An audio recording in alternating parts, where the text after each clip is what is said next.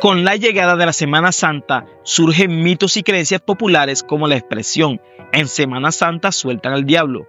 transmitida por generaciones. Esta idea relacionada con la pasión, muerte y resurrección de Jesucristo lleva a algunas comunidades a evitar actividades nocturnas o riesgosas por temor a que el mal cause desgracias.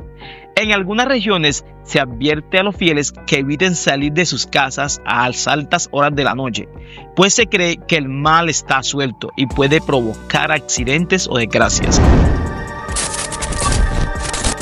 Bueno, cuando empezamos a hablar de todas estas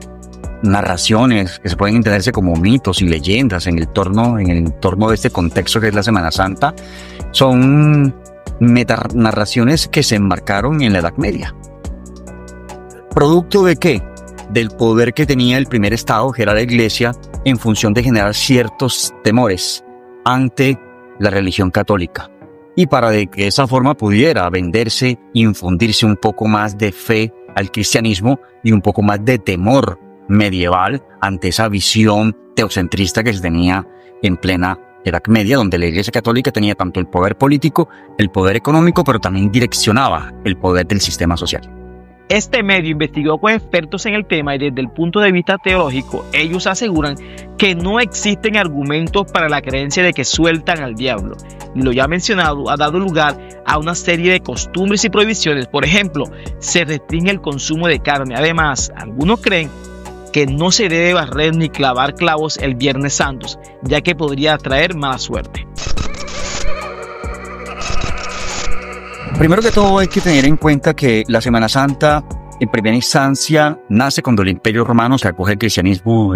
con Constantino el Grande, uno de los grandes emperadores. La Semana Santa era un asunto muy hermético, que se hacían rituales internos en los templos, donde participaba uno, el clero, primer estado, y el segundo estado, que era la nobleza que pertenecía a la monarquía. Luego esto se hizo un asunto un poco más popular, y cuando se hizo más popular, la Iglesia Católica vio eso como una especie de un marketing teológico,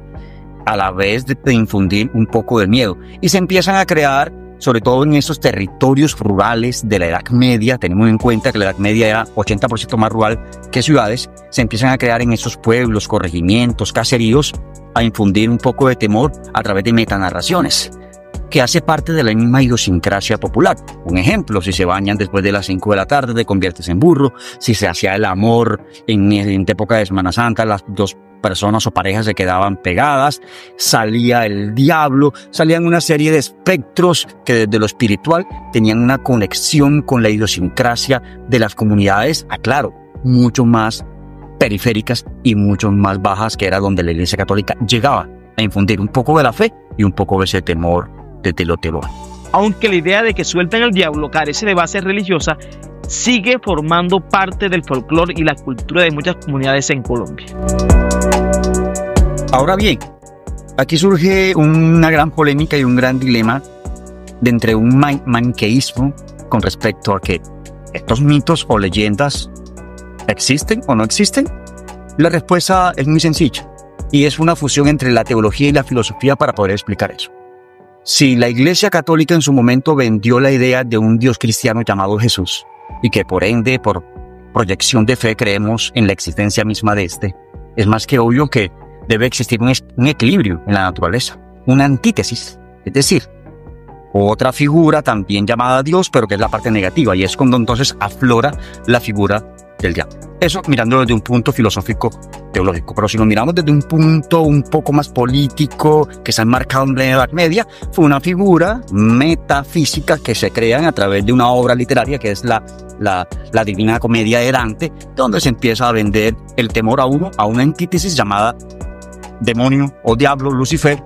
para decir que existe el cielo, pero también existe el infierno, y el que se comporte bien va a tener dos lugares específicos donde ir, y de esa manera se condicionaba no solamente la fe, sino también el comportamiento ético y moral de las personas en este contexto medieval. Finalmente, se debe decir que la Semana Santa, más allá de los mitos, sigue siendo un periodo de fe, reflexión y unión familiar para millones de personas en todo el mundo.